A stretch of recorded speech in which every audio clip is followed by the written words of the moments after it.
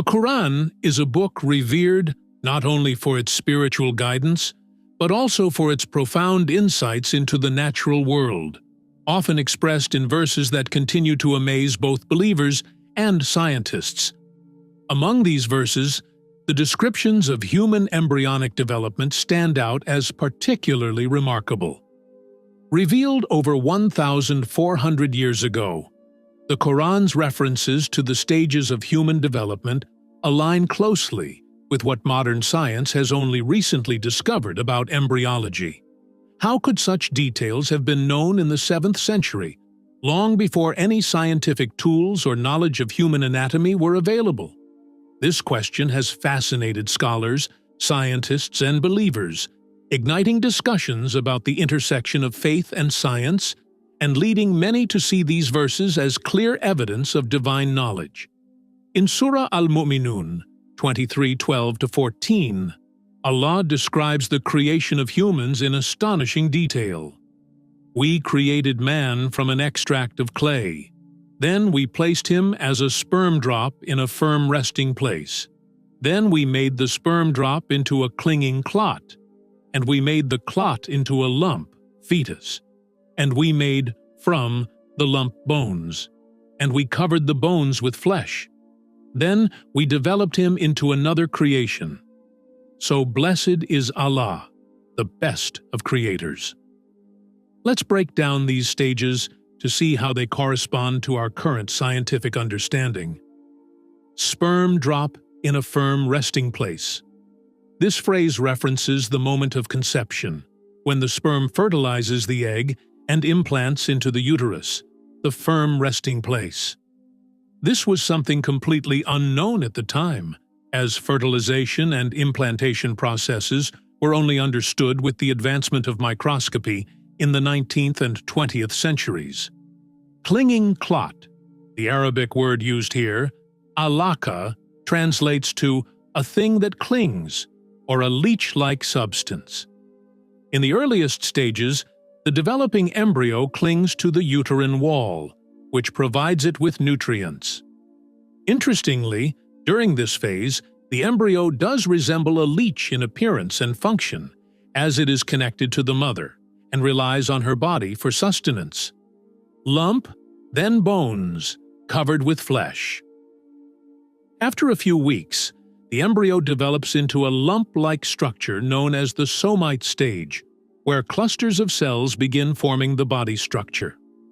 The Quran's description continues with bones forming and then being covered with flesh, which corresponds to the sequential development of skeletal and muscular tissues around the 6th week of pregnancy.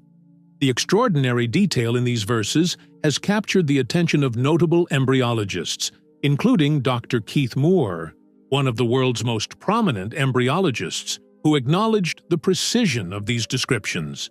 Dr. Moore was astounded by the alignment between the Quranic verses and embryological stages, leading him to state that these insights could not have been known by anyone in the 7th century without divine revelation.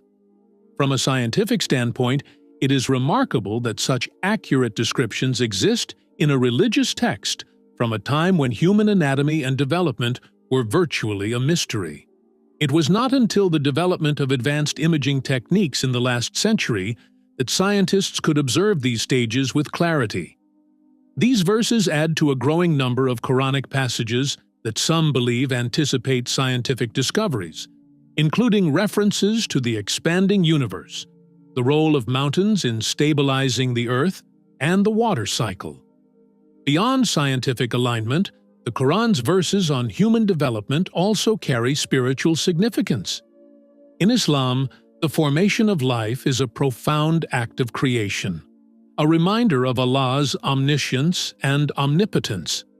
The stages of human creation, transforming from clay to a microscopic drop, then to a complex being with flesh, bones, and consciousness, illustrate the divine wisdom and power behind life's origins. Believers see these descriptions as a sign of Allah's mercy and creative power, offering humans a glimpse of His vast knowledge. These verses also resonate with the Islamic view that all knowledge comes from Allah, bridging the gap between spirituality and empirical discovery. In a world where science and religion sometimes seem at odds, the Quran's verses on embryology offer a beautiful example of how faith can complement scientific inquiry. While science strives to understand the how, religion explores the why, a purpose behind our existence that is deeply meaningful to Muslims. For Muslims, these verses serve as a reminder of life's sanctity and the intricate design that Allah has woven into every living being. The development of an embryo from a simple cell to a fully formed human is not just a scientific process, but also a divine mystery, one that reflects the Quran's wisdom and offers believers a glimpse of Allah's handiwork. This miracle in the Quran has not only inspired a sense of wonder and gratitude among Muslims, but also continues to inspire curiosity and reverence for the natural world.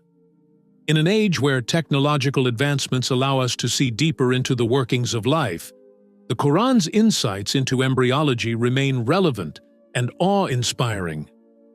Whether one approaches these verses with faith or scientific curiosity, they invite reflection on life's mysteries and the powerful connection between faith and science. For Muslims, the miracle of embryology serves as a timeless reminder of Allah's omnipotence and the divine wisdom embedded in creation, encouraging believers to view the world around them with a sense of reverence, humility, and gratitude. If you enjoyed this video, please give it a like and subscribe.